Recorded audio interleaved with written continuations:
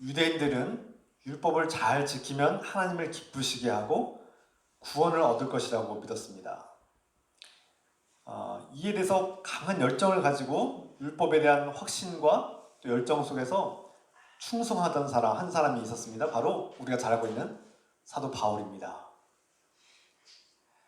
그 당시 사도 바울의 세계관은 율법으로 구원을 받고 율법을 지켜야만 율법을 생명을 걸고 지켜야 되는 그런 하나님 말씀으로 여겼습니다.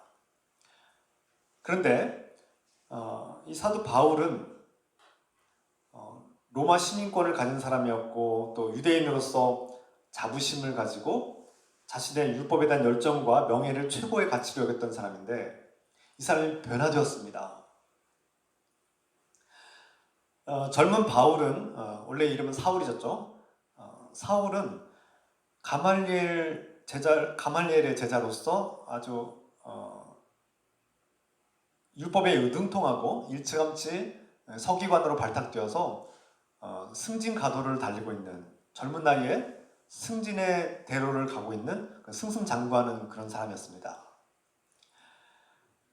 율법에 대한 신뢰가 강했고 자부심과 충성심이 특별하게 강했던 그는 비유대인들, 이방인들과 또 기독교인들에 대한 어떤 적대감과 혐오가 컸고 그들에 대한 어떤 차별도 강했다고 볼 수 있습니다.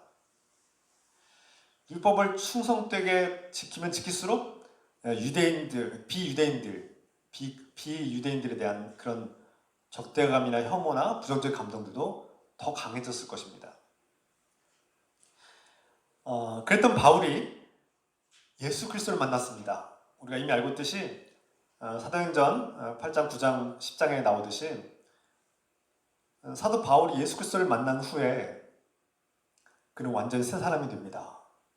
그의 생각과 믿음의 세계관이 완전히 바뀌게 됩니다.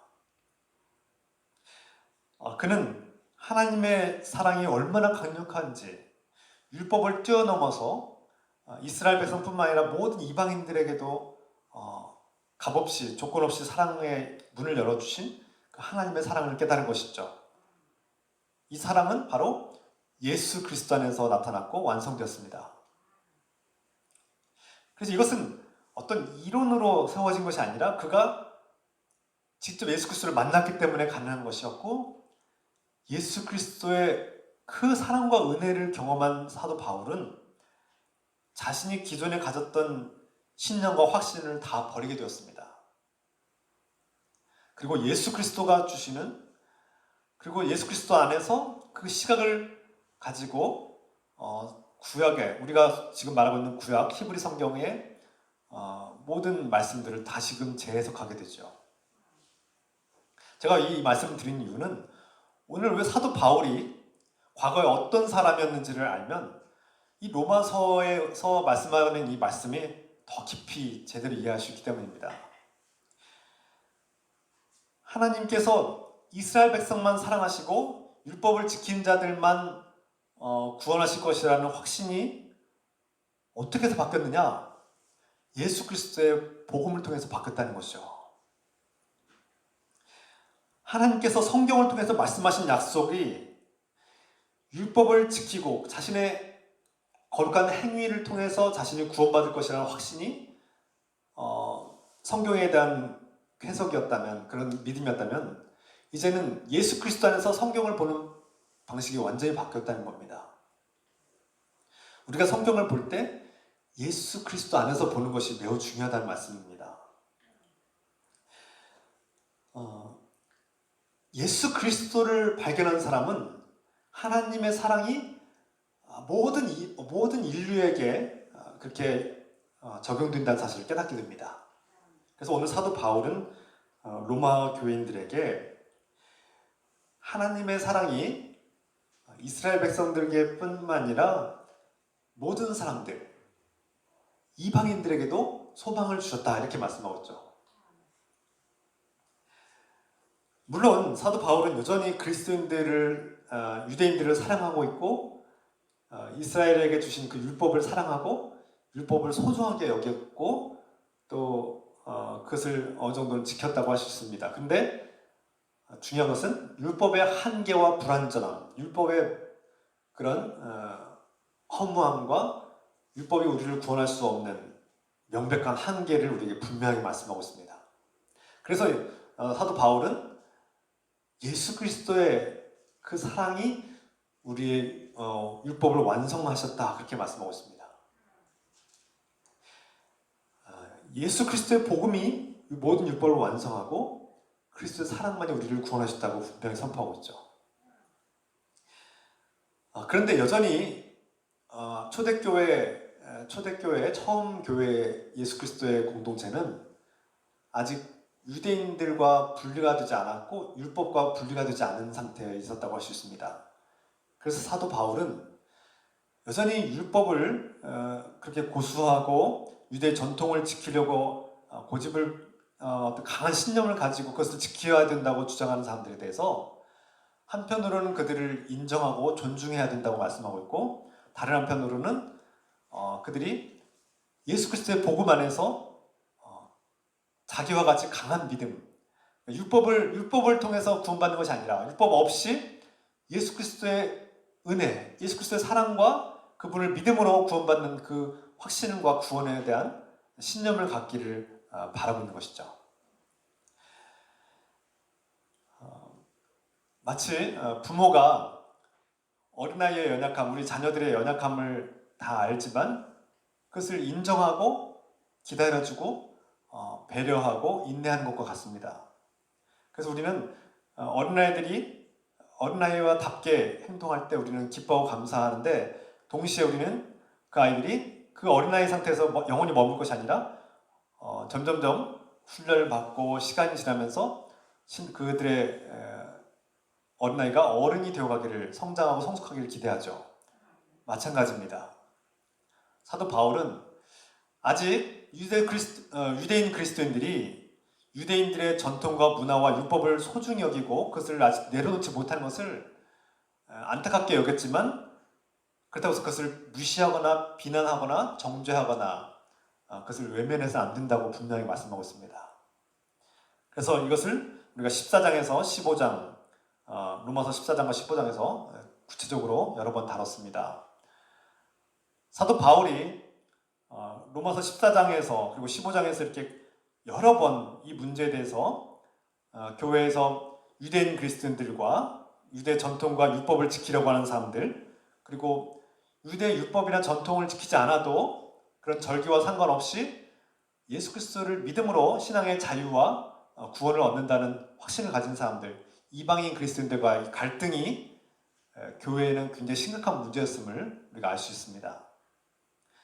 사도 바울이 믿음이 강한 여러분들이 그러니까 이방인 출신들, 이방인 그리스도인들이 유대인 그리스도인들을 함부로 무시하거나 그들을 함부로 여기지 말고 그들의 신앙을 존중하라고 믿음이 약한 자들의 신앙을 보호하고 지켜야 될 책임과 의무가 있다고 말씀하고 있습니다. 이것은 그 당시에 교회가 복음의 본질이 아니라 복음의 본질과 다른 비본질적인 요소들 때문에 교회가 그리스도의 몸된 교회가 분열되고 갈등과 다툼으로 분열될 것을 염려한 나머지 여러 번 말씀하고 있는 것이죠. 성경에서 이렇게 말씀을 여러 번 강조하고 또 반복하는 이유는 그만큼 중요하기 때문에 사랑하는 부모가 사랑하는 자녀들에게 중요한 것을 여러 번 반복해서 말할 때 그 이유가 있지 않습니까? 마찬가지로 로마 교회뿐만 아니라 고린도 교회에도 이 말씀이 적용되었는데 초대교회 상황에서 이방인들과 함께 살아가고 있던 이방인 지역에 세워진 교회들은 이방인 그리스도인들과 유대인 그리스도인들의 갈등을 종종 일으켰다는 것을 볼 수 있습니다. 그래서 사도 바울은 교회가 예수 그리스도의 사랑으로 하나가 되는 것, 한 마음 한 뜻을 가지고 주님을 영화롭게 하는 그 목적을 우리에게 분명하게 하고 있습니다. 우리는 어떠한 정치적 성향이나 이데올로기보다 예수 그리스도 안에서 믿음으로 하나가 되는 것이 더 우선되어야 한다는 말씀입니다. 그리스도인들의 가장 우선해야 될 목표와 목적은 바로 예수 그리스도 안에 머물고 예수 그리스도 안에서 한 마음이 되고 한 뜻이 되어서 하나가 되고 주님을 높여드리는 그 일이 우리의 삶의 인생의 목적이라는 사실을 우리가 분명히 알아야 합니다. 이런 사실을 아는 사람이라면 교회 안에서 보수주의자들과 또 진보주의자들이 이렇게 있을 때 서로 정치적인 성향이 다르죠. 자신이 태어날 때부터 갖게 된 그런 환경적 요인 때문에 또 문화적 요인 때문에 자신이 자기도 모르게 그런 정치적 성향을 갖게 될 경우가 많습니다. 부모 때문에 또는 자신이 살아온 환경과 지역 문화 때문에 자신도 모르게 보수적인 성향을 갖게 된 사람들, 그리고 그것이 절대적으로 옳다고 여기는 사람들이 있어요. 또 기질, 어떤 개인적인 기질에 따라서 그럴 수도 있습니다. 반면 또 어떤 지식이나 어떤 경험을 통해서 진보적인 세계관과 생각과 주장을 가진 사람들이 있습니다. 이것이 때로는 정치적인 성향으로 나타나기도 하고 때로는 문화적인 성격으로 나타나기도 합니다. 여러분들은 어떻습니까? 우리 교회 공동체는 보수만 있습니까? 아니면 진보만 있습니까? 한국 교회가 어떤 통계를 냈는데 시간대가 지나갈수록 보수적인 성향이 있는 사람들은 보수적인 사람들이 모이고 진보적인 성향의 사람들은 진보적인 성향의 교회로 모이는 이런 성격이 더 갈수록 강해지고 있다라는 그런 제가 논문을 읽어본 적이 있습니다. 과연 건강한 모습일까요? 사도 바울이 우리 한국교회의 오늘날 현대 모습을 보면 어떻게 말씀할까요? 적어도 로마서의 말씀을 읽을 때 그 한국교회의 그런 모습은 건강하지 않다라고 하셨습니다. 성경적이지도 않고 하나님 말씀에 따라 사는 삶이라고 할 수 없다는 것이죠. 저는 개인적인 목회 경험상 어떤 진보적인 성향의 사람들도 만나봤고 또 굉장히 보수적인 성향의 교인들도 목회를 해봤습니다. 저는 양쪽 다 알고 있습니다. 경험해봤습니다. 그런데 그것이 우리에게 정말 그 문제를 어떻게 바라봐야 될 것인가, 어떠한 시각을 가져야 될 것인가, 바로 로마서 14장, 15장이 우리에게 그런 중요한 말씀을 전해준 것이죠. 나와 정치적인 성향과 이데올로기나 가치관이 다를 때 우리는 그들을 어떻게 바라보고 대해야 될 것인가? 간혹 어떤 분들은 예수 그리스도의 복음과 그리스도 안에서 하나 되는 것보다 공동체의 유익과 공동체 덕을 세우는 일보다 정치적인 이데올로기와 정치적인 성향과 자신의 신념과 가치를 더 소중히 여기고 더 우선시하는 그런 분들을 간혹 만납니다. 그래서 교회 안에서도 그런 분들은 반드시 분열을 일으킵니다. 자신의 옳다함을 주장하고 자신의 의로움을 주장하면서 자신과 다른 성향을 가진 그리스도인들 형제들을 외면하고 갈등을 일으키고 심지어 이렇게 교회를 무너뜨리는 그런 분들을 가끔씩 만납니다. 하나님 말씀과는 상관없이 자신의 옳음을 주장하고 공동체의 유익함과 덕을 무너뜨리는 사람들, 바로 사도 바울은 그런 사람들에게 지금 경고하고 있는 것입니다. 그렇게 하지 말라는 것입니다. 그것은 매우 잘못된 행동이라는 것이죠.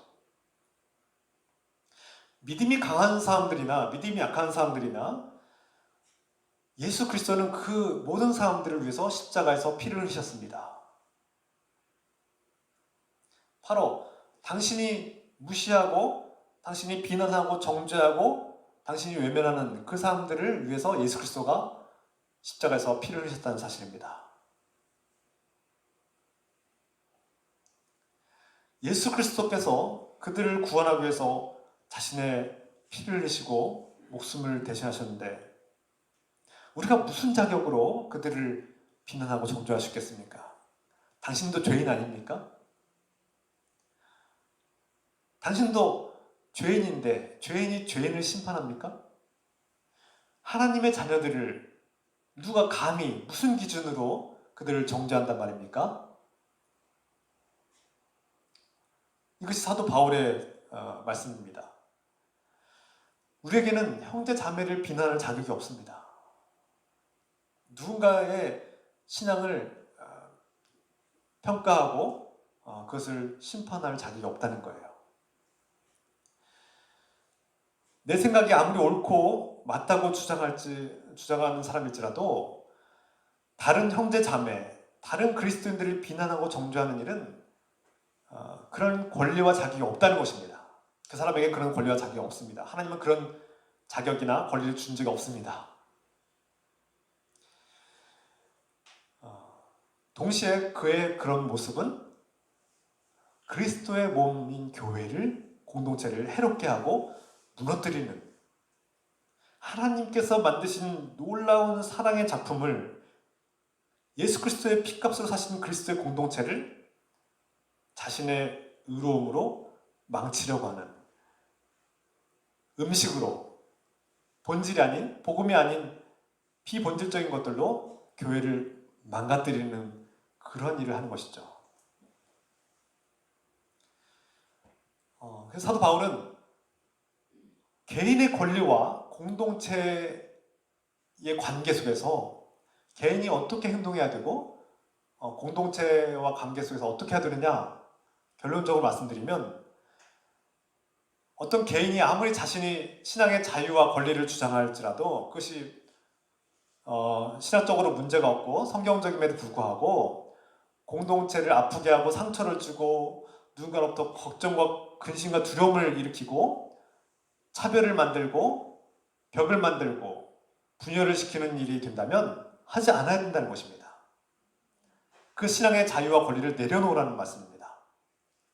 반대로 교회 공동체가 공동체의 유익과 덕을 세우는 일에 우리가 노력해야 되지만 공동체가 어느 한 개인을 희생을 강조하고 어느 한 개인의 신앙의 자유와 권리를 박탈시키고 짓밟는 행위도 잘못된 것입니다. 사도 바울은 이 두 가지를 다 얘기하고 있는 것입니다. 한편으로는 어떤 개인이 공동체의 유익을 위해서, 공동체의 이익을 위해서, 또 공동체의 덕을 세우기 위해서 자신의 신앙의 자유를 내려놓고 자신의 권리를 포기해야 될 때도 있습니다. 그러나 그것은 철저하게 개인의 선택이고 개인의 희생과 개인의 섬김으로 이루어져야 합니다. 믿음과 사랑의 기준으로 이루어져야 한다는 것이죠. 여기서 가장 중요한 것은 바로 사랑입니다. 강요로, 어떤 제도로, 법적인 억압으로 누군가의 희생을 강요하고 신앙의 자유를 빼앗고 신앙의 권리를 박탈시키면 그것은 그 공동체는 병든 공동체가 된다는 것입니다. 사도 바울은 그것을 말씀하고 있는 것이 아닙니다. 그것을 강조하고 있는 것이 아닙니다. 우리가 오해해서는 안 됩니다. 믿음이 강한 사람들이 믿음이 약한 사람들의 신앙에 책임을 지고 그들의 신앙을 채워주기 위해서 그들의 신앙을 보호하고 지켜주고 상처를 주지 않게 해서 노력하고 자신의 신앙의 권리와 자유를 내려놓는 것은 매우 중요한 일인데, 반대로 신앙의 공동체가 공동체의 유익을 위해서 어느 한 개인의 신앙의 자유를 무시하거나 박탈시키고 짓밟아서도 안 된다는 것입니다. 그래서 개인의 신앙과 공동체의 유익함이 서로 상생하도록 서로가 돕고 세우고 사랑의 기준으로 사랑의 관계를 맺을 수 있도록 최선을 다해야 된다는 것이죠. 이것이 사도 바울의 가르침입니다. 우리가 한 걸음 더 나아가서 사도 바울은 15장에서 1절에서 6절까지는 마무리를 하고 있습니다. 믿음이 강한 사람들, 이방인 그리스도인들이 유대인 그리스도인들을 무시하거나 업신여기거나 그들을 외면하지 말고 그들의 신앙이 그들이 상처를 받지 않도록 그들의 전통을, 그들의 문화를 존중해주고 인정해주고 또 그들을 배려하고 지켜야 된다고 말씀하셨죠. 그리고 7절부터 13절까지의 말씀 보면 반대로 믿음이 약한 사람들은 유대인 그리스도인들, 자신들의 유대 전통을 지켜야 된다고 믿는 사람들은 믿음의 신앙의 자유를 가지고 무슨 음식이든 다 먹고 또 절기를 지키지 않아도 된다고 믿는 사람들을 비난하거나 정죄하지 않아야 된다. 그래서 사도 바울은 서로 받아들여야 된다 이렇게 말씀하고 있습니다. 어느 한 일방에서, 그러니까 어느 한쪽 편에서 일방적으로 양보하고 절제하고 내려놓고 포기하고 져야만 되는 것이 아니라 서로가 받아들여야 된다. 서로 프로스 람바노 하라. 서로 받아들여야 된다. 이렇게 말씀하고 있어요.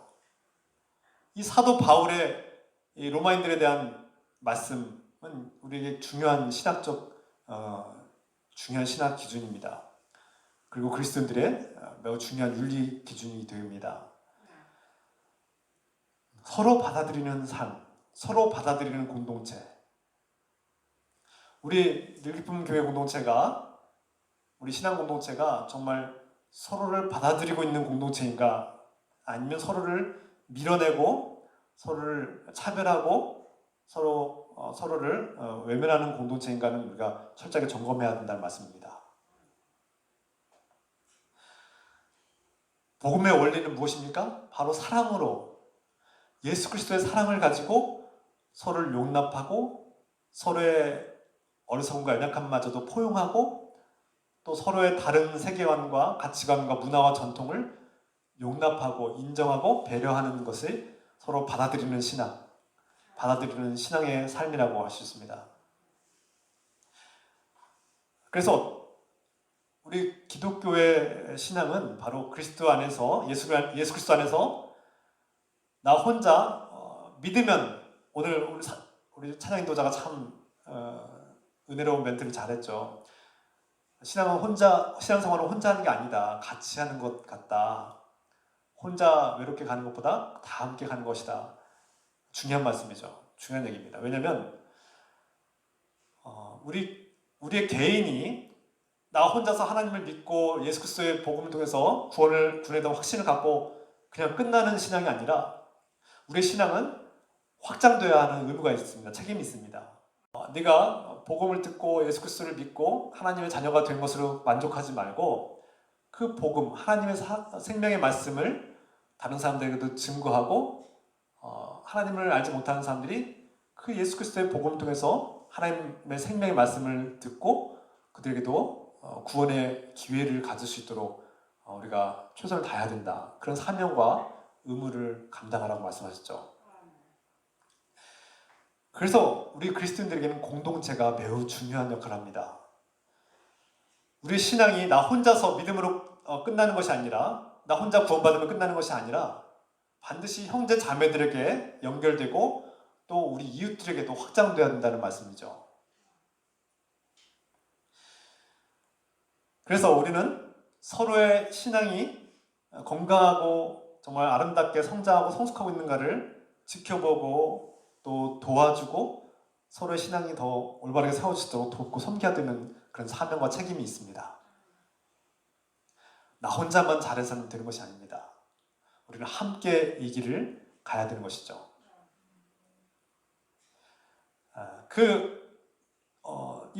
그래서 개인이 신앙의 자유와 권리를 가지고 있고 내가 옳다고 하는 확신과 신념을 가지고 있을지라도 우리 공동체 안에서 나로 인해서 시험에 드는 자가 없는지, 나로 인해서 상처를 받는 사람이 없는지, 나의 말과 행동이 나의 신앙의 자유가 누군가의 신앙에 위협이 되고 고통을 주고 있지는 않은지 우리가 늘 돌아봐야 됩니다. 그리고 그 믿음이 연약한 사람들의 신앙을 돌봐주고 세워주고 지켜주고 보호해주고 잘 자라고 성장하고 성숙하시도록 도와야 되는 책임과 의무가 있습니다. 이 모든 원리와 기준은 바로 사랑이라고 말씀드렸습니다. 나의 행동이 과연 사랑에서 비롯되고 사랑에서 근거하고 사랑을 이루기 위해서 행하고 있는 것인가 우리가 돌아봐야 합니다. 건강한 신앙 공동체, 하나님께서 기뻐하시고 보시기에 아름다운 믿음의 공동체는 어떤 모습일까요? 바로 교인들과 서로 사랑의 관계, 교인들이 서로 사랑하고 형제 자매를 서로 존중하고 아껴주고 돌봐주고 서로 연약함을 포용하는 그런 공동체 아닐까요? 우리가 과거에 그러지 못했음을 고백합니다. 우리가 지난날을 돌아보면 우리의 생각과 우리의 신앙의 가치관이 좀 다르고 기준이 다른 사람들을 비난하고 외면하고 무시하고 정죄할 때가 많았지 않을까 돌아봅니다. 예수 그리스도의 사랑은 이 세상의 어떤 기준도 다 뛰어넘어야 합니다. 세상이 만든 신분제도나 세상이 만든 차별, 사람이 만든 그런 이데올로기와 정치적 성향까지도 뛰어넘어야 합니다. 누군가가 여러분들이 만나는 그리스도인이 나와 완전히 반대된 정치적 성향을 가지고 있고 나와 완전히 반대된 어떤 그 사람이 보수적인 신앙이든 아니면 진보적인 신앙을 가졌든 그 사람의 생각이 좀 이렇게 과격하든 아니면 너무나 지나치게 보수적이든 그런 세상적인 기준을 우리가 뛰어넘을 수 있는 그리스도의 사랑이 우리 안에 있는가 돌아봅시다.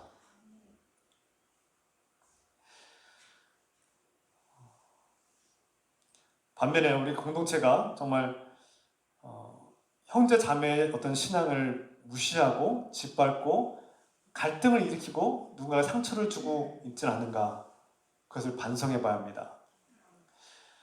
오늘 사도 바울의 말씀을 통해서 우리가 사도 바울은 하나님의 말씀이 예수 그리스도 안에서 완성되었고 예수 그리스도 안에서 우리가 하나님의 사랑을 발견하고 하나님의 구원의 능력을 깨닫게 한다고 분명히 말씀하고 있습니다. 우리가 서로를 받아들여야 되는 이유는 무엇입니까? 우리가 신앙의 개인의 자유와 권리를 내려놓고 다른 사람들의 신앙을 세워주고 그들의 신앙을 위해서 우리가 절제해야 되는 이유는 무엇입니까? 그 모든 근거는 바로 예수 그리스도 안에 있습니다. 사도 바울은 예수 그리스도께서 모든 주권을 가지시고 우리에게 모든 것을 명령할 수 있는 그리고 이 세상을 심판할 수 있는 권한이 있음에도 불구하고 만왕의 왕 또 하나님의 아들 예수 그리스도께서는 지극히 낮은 모습으로 연약한 모습으로 이 땅에 오셨고 겸손하게 낮아지심으로 오히려 우리를 섬겨주셨습니다. 예수 그리스도께서 우리를 죄인인 연약한 우리를 있는 모습 그대로 받아주시고 우리를 사랑으로 섬겨주신 것처럼 우리가 형제 자매를 용납하고 겸손하게 대하고 또 존중하고 사랑으로 대하는 것은 그리스도가 그렇게 했기 때문에 그리스도의 사랑의 방식을 우리가 따라가는 것입니다. 이 모든 것은 하나님께서 하시는 방식과 하나님의 사랑의 모습을 본받기 위함이고 우리는 하나님의 방식으로 사랑하고 섬겨야 되는 의무와 책임을 가진 그리스도인들입니다. 우리가 사람은 연약함과 죄성을 가진 존재라고 말씀드렸습니다. 동시에 선함도 있습니다. 우리 안에는 선함과 죄성이 동시에 있는데요. 참 이상한 것은 사람들은 가르쳐주지 않고 누가 알려주지 않아도 이기적으로 행동하는 법과 또 누군가에게 폭력을 행사하는 것과 악한 본성을 행하는 것은 쉽게 합니다. 쉽게. 그것은 어떤 훈련이나 가르침이 없이 자연스럽게 이루어집니다. 누군가를 폭력으로 누군가의 것을 빼앗고 또 훔치고 누군가를 해롭게 하고 자신의 이기적인 행동들을 하는 것은 누가 가르치지 않아도 잘합니다. 쉽게 합니다. 그런데 반대로 누군가를 사랑하는 일, 누군가와 싸우지 않고 폭력으로 해결하지 않고 폭력을 행사하지 않고 평화롭게 해결하는 일, 평화롭게 관계를 지속하는 일, 또 감사하는 일, 기뻐하는 일, 사랑으로 섬기는 일은 매우 어렵게 여깁니다. 그렇지 않습니까? 조던 피터슨 교수는, 심리학자이자 교수는 사람들이 선한 일을 행하고 하나님 말씀을 순종하는 일은 참 어려워하고 괴로워한다는 겁니다. 그런데 반대로 자신의 악한 본성을 행사하는 데는 거리낌 없이 쉽게 행동하는 것다는 것이죠. 제가 지난번에 말씀드렸듯이 여러분들은 쉬운 길을 선택합니까? 아니면 어렵지만 옳은 길을 선택하고 있습니까? 예수님께서 말씀하셨죠. 많은 사람들이 넓고 평탄한 길, 쉬운 길을 선택합니다. 그런데 진정한 생명과 진리를 따르는 사람들은 좁고 험난한 길을 선택하는 사람들이죠. 오늘 말씀은 정말 누구나 다 이해하기 쉽고 다 알고 있는 내용일 수도 있습니다. 새로운 것이 없습니다. 또 반복된 내용들입니다. 중요한 것은 그 말씀대로 살고 있느냐입니다. 우리가 몰라서 그렇게 살았습니까? 우리가 주님의 말씀과 선함이 무엇인지 몰랐기 때문에 우리가 그렇게 미워하거나 다투며 살거나 그렇게 무시하면서 사랑을 섬기지 못하고 이적으로 행동했습니까? 아닙니다. 우리의 악하고 연약한 본성은 하나님 말씀이 옳다는 것을 알면서도 불구하고 우리가 너무 쉬운 길을 선택하게 합니다. 사랑으로 인내하고 배려하고 존중하고 섬기는 일은 수많은 훈련과 인내와 책임감과 의지가 필요합니다. 반면 누군가에게 힘을 과시하고 자신의 힘과 사회적 지위와 권력을 가지고 누군가를 짓밟고 누르고 그 폭력적인 행동을 통해서 무언가를 빼앗고 통제하는 것은 쉽습니다. 쉬운 길이죠. 독재는 쉽습니다. 독재는 군사적 권력이나 어떤 힘을 가지고 짓누르고 한 백성들이 말 안 들으면 총을 쏘면 됩니다. 쉽습니다. 쉬운 길이죠. 그런데 반대로 민주적으로 국민들의 의견을 다 듣고 그것을 조율하고 화해시키고 통합시키고 균형과 어떤 균형을 잡고 조화를 시키려면 매우 어렵습니다. 서로 다른 의견들을 조율하는 것은 매우 어려운 일이에요. 참 오랜 시간이 걸리고 많은 에너지를 투여해야 합니다. 목회자가 어떤 강한 카리스마를 가지고 자신의 어떤 수많은 어떤 권리와 능력을 가지고 교인들을 통제하고 억압하고 강압하는 것은 쉬운 길입니다. 반대로 목회자가 교인들의 의견을 다양하고 다르고 다양하고 정말 수많은 의견들을 듣고 수렴하고 수용하려고 하면 부단한 에너지와 시간과 열정이 필요합니다. 그 길은 참 어렵고 힘든 길입니다. 좁고 험난한 길이죠. 우리의 본성은 쉬운 길을 선택하려고 하는 성향이 있습니다.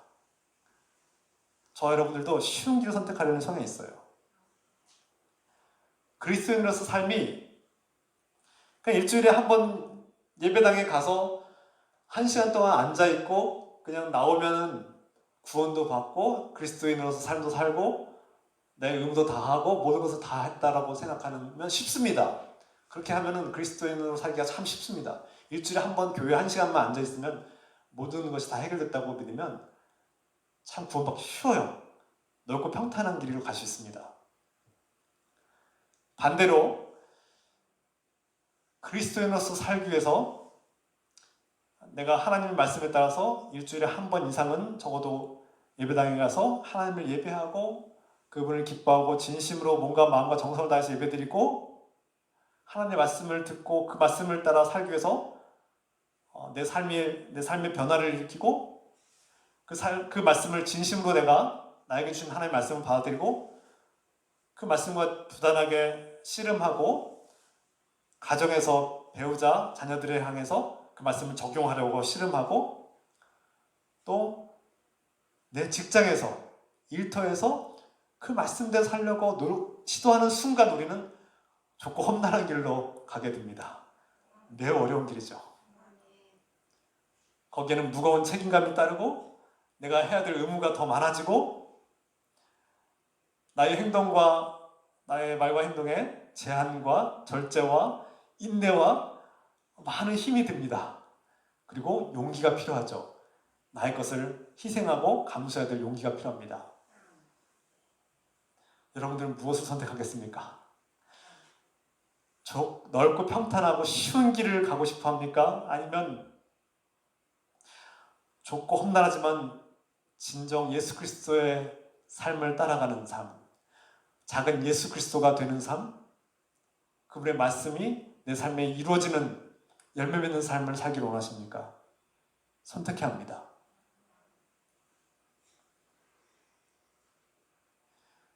오늘날 현대 한국 교회 그리스도인들은 저도 마찬가지지만 쉬운 길을 가려고 하는 성향이 더 갈수록 강해지는 것 같습니다. 여러분 과거의 세대에 비해서 20, 30년 전의 모습에 비하면 오늘 현대인들은 쉽게 신앙생활을 하려는 강한 본성이 작용하고 있습니다. 너무나 바쁜 시대이기도 합니다. 문화적으로나 사회 구조적으로 정말 숨 쉴 틈 없이 바쁘게 살아가는 시대인 거 인정합니다. 그런데 그것이 과연 사회적 구조, 일터의 문제, 바쁘다는 문제로 그냥 모든 것이 합리화될 수 있을까요? 과연 내가 좁고 험난한 길을 선택한 사람입니까? 아니면 그냥 넓고 쉽고 편안한 길을 선택한 사람입니까?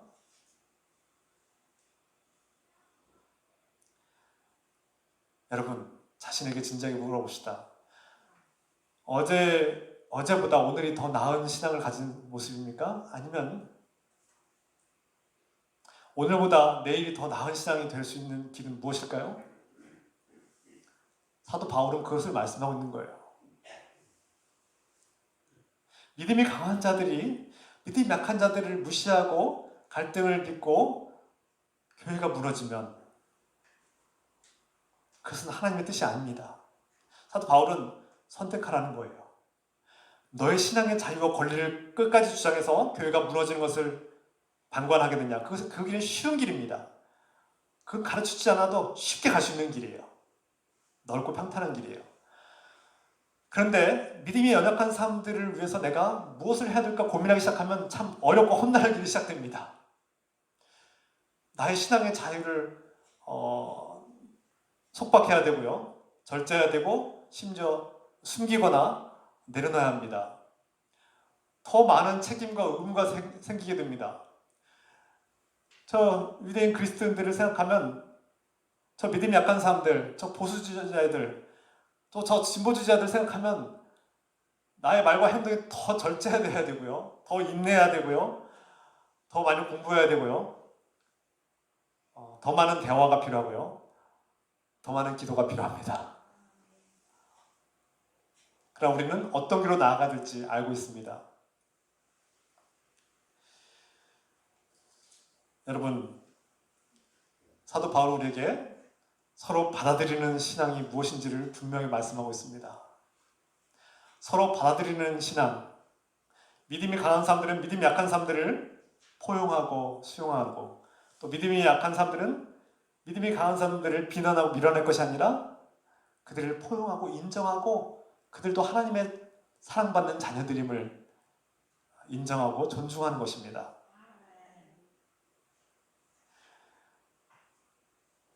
정치적 성향이 다른 사람들, 나와 가치관이 다른 사람들, 진보적인 사람들, 보수적인 사람들, 문화적으로 앞서가는 사람들 또는 과거의 것을 지키려고 하는 사람들, 교회 안엔 다양한 사람들이 모여 있습니다.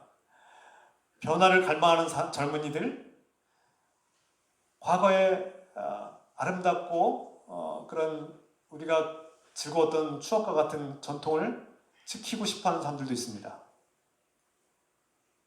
여기엔 갈등이 일어날 수밖에 없죠. 둘 다 옳습니다. 기독교가 수백 년, 수천 년 동안 간직해온 아름답고 소중한 전통들이 있습니다. 그것을 지키려는 사람들이 있습니다. 반면에 시대가 바뀌었고 문화가 바뀌었고 새로운 기독교에 대한 갈망이 있는 사람들은 변화를 추구합니다. 끊임없이 교회의 변화를 외칩니다. 누가 옳다 그르다를 변론하고 주장하고 논쟁하면 교회는 분열할 수밖에 없습니다. 더 나아지는 것이 아니라 교회는 무너지고 약해지고 쇠퇴할 것입니다. 그럼 어떻게 합니까?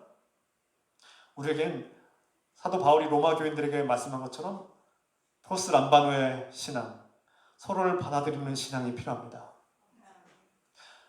개인의 신앙의 자유를 누리지만 공동체에 해를 끼치지 않고 다른 사람들의, 연약한 사람들의 신앙에 방해가 되지 않도록 그들에게 상처, 아픔을 주지 않는 지혜가 필요합니다. 반대로 공동체가 어떤 신앙의 개인의 자유를 억압하고 핍박하고 그것을 비난하고 정죄해서는 안 됩니다.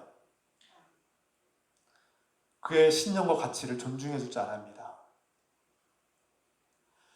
오늘 말씀 마무리합니다. 그래서 이미 이 모든 말씀들은 여러 번의 사도 바울이 교회를 사랑하고 주님께서 십자가의 피값으로 사신 이 교회 공동체를 우리가 사랑하고 섬겨야 되는 사람들로서 주의 말씀을 믿음으로 순종하고 있는가를 돌아보라는 말씀입니다.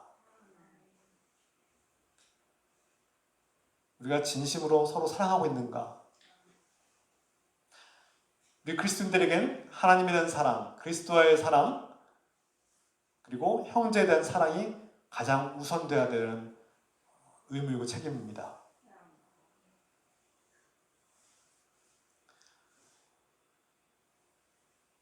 지난주보다는 이번 주보다는 다음 주에 우리는 더 나은 사랑, 더 성장한 신앙, 더 성숙한 사람, 더 주님께 가까이 나아가는 복된 참된 그리스도인으로 살아가기를 우리 주 예수 그리스도의 이름으로 축원합니다. 기도합시다.